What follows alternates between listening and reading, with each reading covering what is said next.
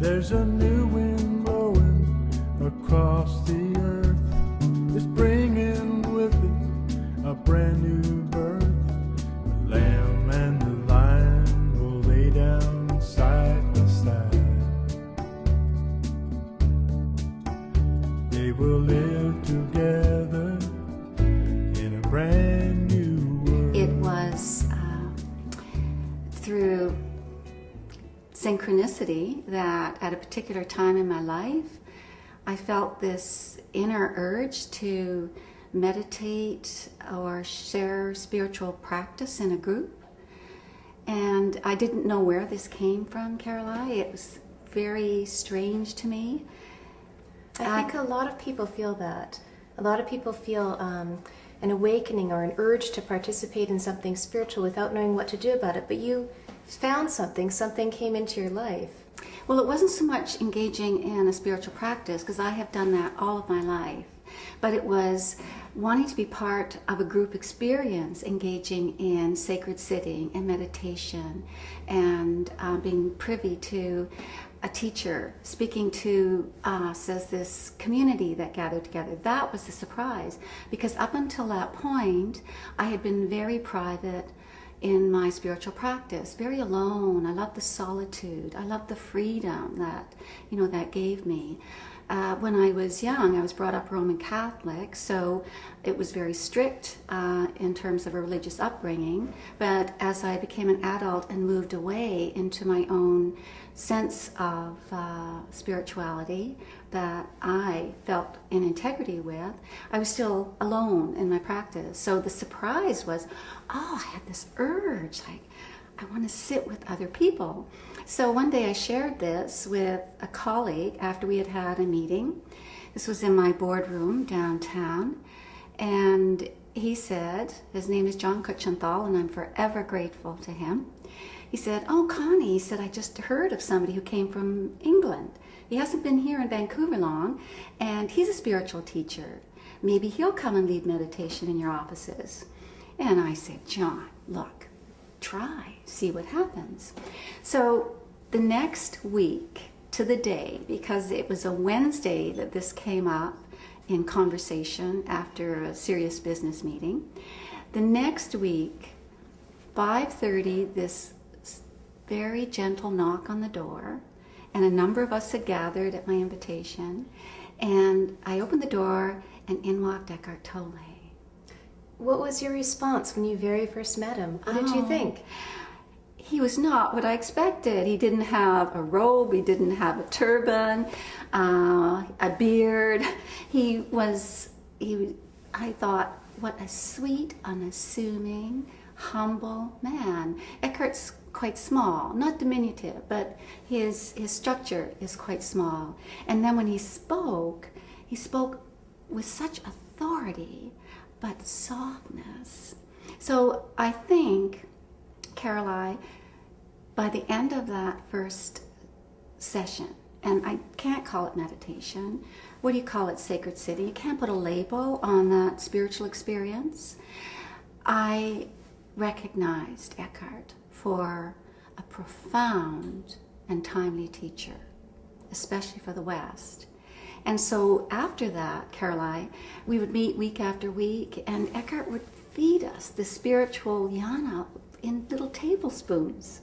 And each week we would come back and we would all testify to the shift, the deepening of our inner stillness and our awareness. That's how powerful it was. So now the world is wanting to be in the presence of Eckhart.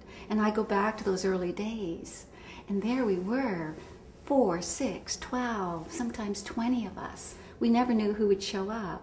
And we had such privilege to be receiving in such close proximity to his presence that exuded, through his physical form, the teaching. It was blessed. And one thing led to another. You went from a boardroom having this urge to have a spiritual experience with other people, to meeting Eckhart, to doing his practices and learning from him as a teacher. Now, how did all of that lead to your decision to become a publisher? Had you wanted to be a publisher? Was it Never, something you never, dreamed of never. doing? That's about life. It's full of surprises. I never intended to be a publisher. As the weeks went on, and Eckhart and I had, I believe, you can ask him to see if he would confirm this, but almost an instant, very deep bonding and a sense of oneness. When Eckhart spoke to me, it was as if I was speaking to my true self. So time went on, and I heard by the by that he was writing a book, and I thought, that's fantastic to get his teaching out so that more people can, access it. And it was one day after a session. Everyone had left with the exception of my colleague David Hughes. David and I were with Eckhart. And before we left, Eckhart said, "Constance, will you be my publisher?" But you weren't even a publisher. No. Did you know anything about publishing? No. But I was a management consultant, and I had gone into different companies, different industries, really not knowing about the uniqueness of them, and that was part of my preparation. I had a client, a huge, international cement company. Now, what do I know about cement? Yeah. You learn about cement. And so I thought, publishing. I'll learn about publishing. So I bought 2 self-publishing books, and they were my guide. But was it that easy? I mean, if someone says, "I'd like you to be my publisher," and you've never published before, you must have had some moments of wondering if this was really right for you, or did you just feel that it was? Caroline, that's an excellent question. Firstly, I was a bit taken aback because it never really entered my mind that Eckhart would ask me. Secondly, when he asked me, of course, the ego surfaced, and it was, I've never done this before. Am I going to do a good job? What if I fail Eckhart? How am I going to find time to do this with a busy practice? And where am I going to find the money to boot? I didn't know how much it cost to bring a book to print at that stage. Now I have a pretty good idea. But on another level, not surprising at all. And you must have felt that since the book and the teachings were so powerful to you, you had an investment in wanting other people to understand those same things. Can you speak a little bit about that? What impact you thought that Eckhart Tolle's book might have on other people?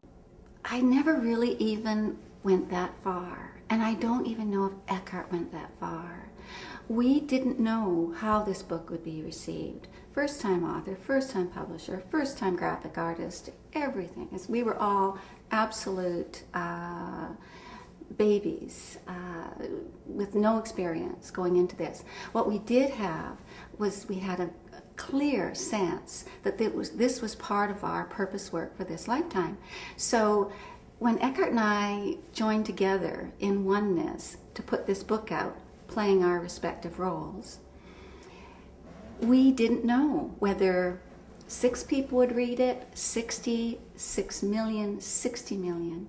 And it really didn't matter because we knew we had to do it. We felt compelled. And then after that it was, okay, let's see where life wants to take this. And we found out.